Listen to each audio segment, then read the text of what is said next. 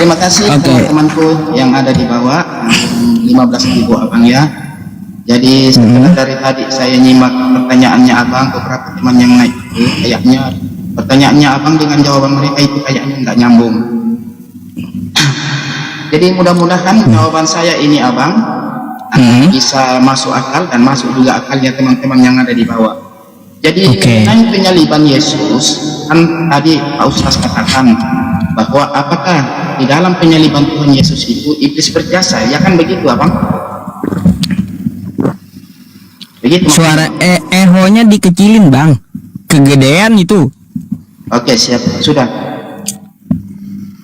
Coba ngomong lagi. Tadi kan pertanyaan abang Pak Ustaz buat teman-teman yang naik bahwa apakah iblis berjasa dalam penyaliban Yesus?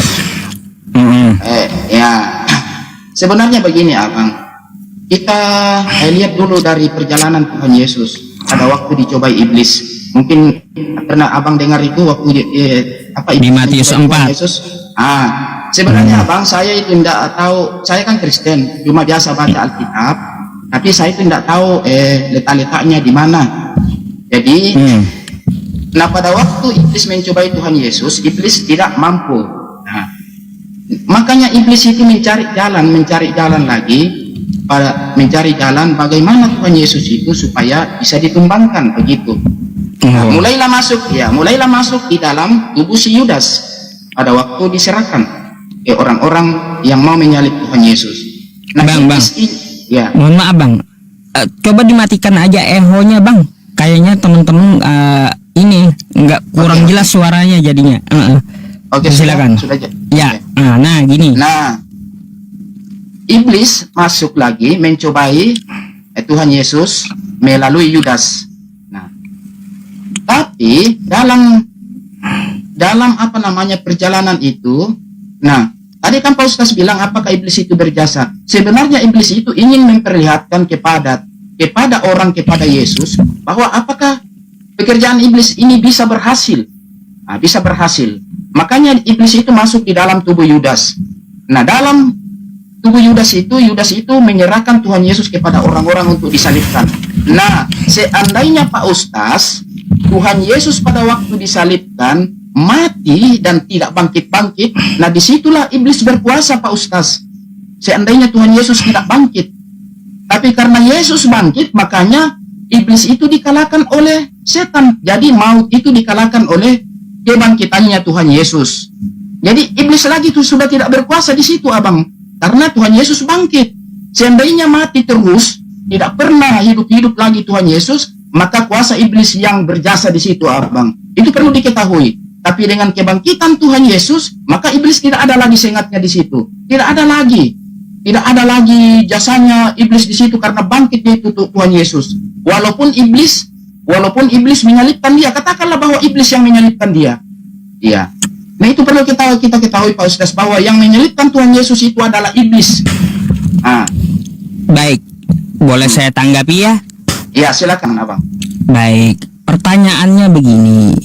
Kalau iblis tidak membisiki Yudas, terjadi nggak penyaliban? Tidak akan mungkin terjadi. Berarti di situ ada jasa iblis.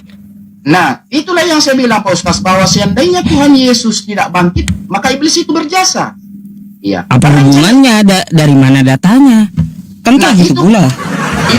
Enggak, dengar Pak Ustaz. Nah, itu kan sudah dinubuatkan bahwa Tuhan Yesus anak manusia akan diserahkan kepada orang-orang yang berdosa. Orang-orang yang berdosa itu maksudnya iblis. Tetapi dia akan mati dan disalibkan. Nah, pada hari ketiga dia bangkit. Jadi iblis itu sudah dikalahkan dengan kebangkitan Tuhan Yesus. Itu perlu kita ketahui. Itu sudah ada di dalam, sudah dinubuatkan dari awal itu. Itulah faktanya. Dengan kebangkitan Tuhan Yesus Pak Ustaz, bukan lagi data, tapi itu sudah fakta bahwa iblis lagi tidak berkuasa. Seandainya Tuhan Yesus mati Pak Ustaz, maka iblis itu berkuasa. Bolehlah dikatakan bahwa iblis berkuasa. Tapi dengan kebangkitan Tuhan Yesus, maka tidak ada lagi kuasa iblis di situ. Iya. Aduh, bingung saya bang. Iya, memang Pak Ustaz bisa bingung. Karena itulah faktanya. Iya. Jadi Tadi kan Pak Ustaz mengatakan Apa hubungannya gitu dengan kebangkitan? Yang saya tanyakan ini kan tentang masalah penyalipan, bukan kebangkitannya. Kok abang malah ke dalam Enggak. kebangkitannya gitu loh? Ini kan Pak Ustaz, ini kan berkaitan dengan jasanya. Yang maksud Pak Ustaz katakan bahwa seakan-akan iblis itu berjasa kepada orang Kristen dengan penyaliban itu, bahwa orang Kristen itu dihapus dosanya. Tidak mungkin dosa kami bisa terhapus Pak Ustaz, seandainya Tuhan Yesus tidak bangkit. Tapi dengan kebangkitan itu maka dosa kami bisa dihapus dengan darahnya itu. Kan iblis itu mau menyalibkan Tuhan Yesus. Kita salibkan ini orang ini. Kita bikin dia mati. Nah seandainya Tuhan Yesus tidak bangkit, nah disitulah dia semangat iblis pada waktu disalib, karena dia bilang tidak bangkit. Tapi pada waktu kebangkitan, apa kata orang di situ? Bahwa ternyata dia adalah Allah pada waktu dia bangkit. Artinya iblis tidak berkuasa di situ. Begitu. Waduh, pusing saya bang. Iya. Memang nggak ngerti saya. Setidaknya gini bang, ada data untuk membantah pertanyaan saya ini gitu loh. Oh, iblis bukan pahlawan karena nggak ada jasanya, atau Anda tampilkan nubuatan meskipun tidak ada iblis, Yesus tetap disalibkan, kan kayak gitu. Nah, data yang dimaksud Pak Ustaz itu, ini bukan lagi data Pak Ustaz, tapi ini sudah fakta dengan kebangkitan itu. Lalu untuk apa lagi datanya? Itu sudah fakta bahwa iblis itu sudah tidak berkuasa dengan kebangkitan dia. Begitu Pak Ustaz. Dengan kebangkitan Tuhan Yesus itu berarti iblis itu sudah tidak berkuasa lagi. Seandainya Tuhan Yesus tidak bangkit, maka iblis itu berkuasa. Itu kan bisa Pak Ustaz pahami itu. Apakah iblis bisa berkuasa dengan kebangkitan Tuhan Yesus? Tidak ada. Tidak bisa, karena yang disalib iblis itu Pak Ustaz adalah Allah. Disitulah iblis mengetahui pada waktu dia bangkit, orang-orang mengatakan bahwa ternyata dia anak Allah pada waktu kebangkitannya. Yang disalib itu begitu, Allah. Pak Ustaz. Iya, yang disalib itu kan manusia, tetapi setelah dia bangkit, bahwa disitulah Allah. Disitulah munculnya Tuhan. Begitu. Paramek bodrek mana ini? Makanya saya bilang. Akut bang ya. Gini bang, tanggapan saya itu ya, saya hanya mencari sebuah bantahan ya tentang iblis ini tidak berjasa, atau iblis ini ya tanpa ikut andil Yesus itu tetap tersalibkan. Hanya data itu yang saya minta gitu loh. Bukan masalah kebangkitannya atau dia mau jadi kayak gimana, bukan gitu. Kalau jawaban ngecaprak kayak gitu, dari tadi jawabannya nggak ada yang pakai data semua bang, masalahnya. Nah, begini Pak Ustaz, kalau data dalam Alkitab itu bahwa iblis itu berjasa, tidak ada datanya di dalam bahwa iblis berjasa. Bagaimana mungkin iblis bisa berjasa atas kebangkitan Tuhan Yesus, sementara saja iblis tidak mampu cobai Tuhan Yesus? Nah, dengan demikian Pak Ustaz, perlu kita juga berpikir Pak Ustaz bahwa ternyata iblis pada waktu kebangkitan Tuhan Yesus memang tidak berkuasa, karena iblis memang rencana mau bunuh itu Tuhan Yesus. Kalau kita bunuh ini bersama dengan orang-orang yang berdosa, maka dirasukilah itu si Yudas melalui iblis, maka disalibkanlah dia. Disalibkanlah dia. Nah, senanglah orang-orang di situ pada waktu disalibkan, senanglah iblis, senanglah Yudas, senanglah orang-orang yang menyalibkan. Tapi pada waktu kebangkitannya, maka orang yang menyalibkan Tuhan Yesus itu, Yudas Iskariot itu, malahan pergi gantung diri, bunuh diri, karena dia menyesal. Begitu Pak Ustaz. Jadi iblis tidak berkuasa. Lalu di mana iblis di situ mau berjasa Pak Ustaz? Dengan kebangkitan Tuhan Yesus, apakah iblis itu bisa berkuasa? Tidak mungkin lah. Itu perlu kita. Iya, bisa dicerna itu Pak Ustaz. Memang. Gini bang, apa, Pak? Biar saya agak paham sedikit. Ya. Iya. Kalaunya tanpa bisikan iblis, terjadi nggak penyalipan? Pasti terjadi abang, karena iblis yang di situ abang. Iya, ini kan sudah dibuatkan dari awal abang, bahwa anak manusia akan lahir ke dunia ini dan dia akan diserahkan ke orang berdosa. Dia akan dibunuh. Nah, pada hari kebangkitan dia akan bangkit. Jadi semuanya akan sudah terjadi. Iya, jadi walaupun gini bang, maksud saya kan kayak gini ya. Kata Anda ada nubuatannya, kan kayak gitu, ada nubuatannya. Lalu gimana caranya penyalipannya itu tanpa iblis gitu? Itu yang saya mau tahu. Datanya di mana itu? Jadi begini abang, ya itu kan saya sudah bilang bahwa di dalam Alkitab itu tidak ada yang datanya itu bahwa setan akan berkuasa, setan akan begini dia kepada umat Kristen, tetapi dibuatkan di dalam firman Tuhan bahwa anak manusia akan diserahkan kepada orang berdosa. Orang berdosa itu kan setan. Iya, kalau kita berdosa ini kan kita berdosa itu karena dikuasai kita setan dengan perbuatan-perbuatan yang tercela. Nah, jadi dalam tubuh kita ini kan ada setan kalau kita melakukan ketidakbaikan. Nah, seperti Yudas Iskariot, dia melakukan ketidakbaikan berarti dia setan. Setan itu begitu. Waduh. Iya, saya pikir tadi ada data bantahan ibaratnya di perjanjian lama kayak bahwa tanpa andil iblis Yesus itu tetap akan disalibkan kan kayak gitu. Makanya saya pertanyakan di situ.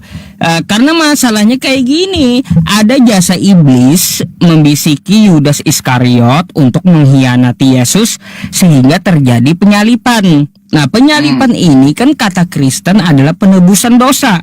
Artinya iblis ini berjasa pahlawan dia dalam penebusan dosa. Nah justru ini Pak Ustaz, justru kita tidak bisa paham ini bahasaku bahwa seandainya Tuhan Yesus itu tidak bangkit, maka untuk apalah kami itu mau ikut dia? Berarti setan yang berkuasa di situ. Setan yang berkuasa, tetapi karena dengan kebangkitannya maka setan itu sudah tidak berkuasa karena dia bangkit. Dengan kebangkitannya itulah dosa kami dihapus. Masa dosa kami mau dihapus kalau dia mati terus disalib oleh iblis? Begitu maksudnya Pak Ustaz. Dengan kebangkitannya itulah Pak Ustaz, maka kami itu dengan darahnya yang dicurahkan di Kalvari itu, di Golgota itu, maka kami itu diselamatkan. Seandainya Tuhan Yesus itu mati karena iblis yang salibkan dia, nah otomatis kami itu tidak bisa dihapus dosanya. Untuk apa kami mau ikuti Tuhan Yesus kalau dia tidak bangkit? Begitu. Untuk apa kami Kristen? Nah begitu juga dengan abang-abang. Untuk apa misalkan abang untuk percaya Nabi Muhammad kalau tidak ada keahlian-keahlian di sana yang dibuatkan buat umat-umatnya? Begitu juga dengan kami Kristen abangku. Saya bingungnya gini bang ya. Waktu Yesus itu bangkit, banyak juga orang yang lain bangkit gitu. Bukan cuma Yesus. Iya, orang-orang yang bangkit itu abang adalah orang-orang yang tidak berdosa abang. Iya. Ya orang kudus juga bangkit gitu selain Yesus. Iya, itu kan artinya orang yang bangkit pada waktu itu adalah orang yang memang tidak mempunyai dosa. Kemudian dia mati, kemudian dia bangkit bersama Tuhan Yesus. Orang yang punya dosa tidak bangkit, abang. Itu kan ada di Matius 27 nomor 52, orang-orang kudus bangkit dari kuburnya. Bukan cuma Yesus yang bangkit. Jadi kalau kebangkitan itu bukan spektakuler lah kalau seperti itu. Iya, tapi itu kan sudah dibuatkan dari awal, abang. Iya, sebelum dia kelahirannya di dunia ini sudah ada di dalam Alkitab. Cuma saya itu tidak tahu bahwa Lukas kayak yang menceritakan apa, tapi pernah saya baca itu, abang, bahwa sebelum lahir itu Tuhan Yesus ke dunia ini sudah ada nubuatannya bahwa akan ada anak manusia yang akan lahir. Maka pada waktu terjadi kelahiran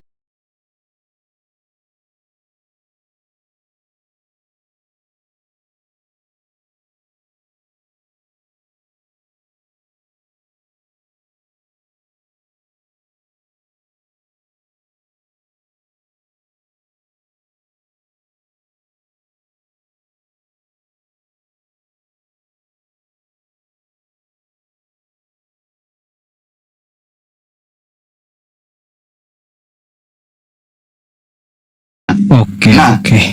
Begitu abang ya. Jadi kalau misalkan teman-teman di bawah kurang puas dengan jawaban saya ini, ya mohon dimaafkan, tapi itulah yang terjadi di dalam Alkitab kami, abang. Begitu juga dengan abang.